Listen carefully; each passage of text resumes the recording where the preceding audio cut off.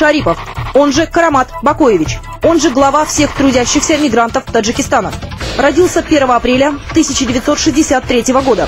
Образование получил по всей форме и уставу Симферопольского высшего военно-политического училища. И муштровал новобранцев сначала в распоряжении командующего западной группы войск Германии, а затем и в Московском военном округе нашей Раши. На стыке веков возглавил фонд поддержки тех, кто вышел из Республики Таджикистан и не зашел обратно. Именно поэтому не отрицает существование Равшана и Джамшуда, но скорее всего от того и порицает национальную рознь. Считает, что худой мир во всем мире всегда лучше, чем добрая ссора в эфире. И что один кадр трагедий таджикских мигрантов стоит десятка яиц судьбы. Наказаны, и они должны будут стать перед судом Российской Федерации. Актер Валерий Магдияш рассказывает, из-за этой роли у него куча проблем. Несколько раз ему угрожали. Мне ночью позвонили и сказали, что я завтра утром выйду и на крыше будет снайпер.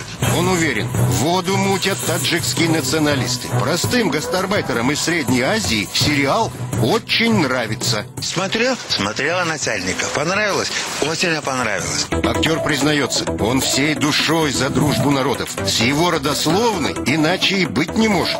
Я здесь русский человек молдавской национальности. Он хочет лично встретиться с лидером движения «Таджикские трудовые мигранты» и объяснить ему, что к чему. Дорогой великий таджикский народ, мы вас очень все любим.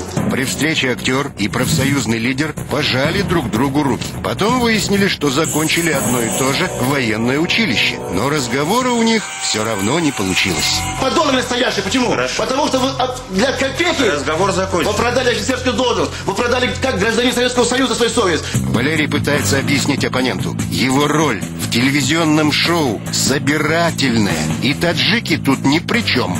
Да не снимали мы про таджиков. Еще раз вам говорю. А вы что мне? Ну что вы мне? Остальные все дураки, получается? Актер даже хочет подарить Шарипову журнал, в котором он написал о любви к таджикскому народу. На память. Выброси его, урод это написал. Актер Валерий Магдияш сохраняет спокойствие и на оскорбление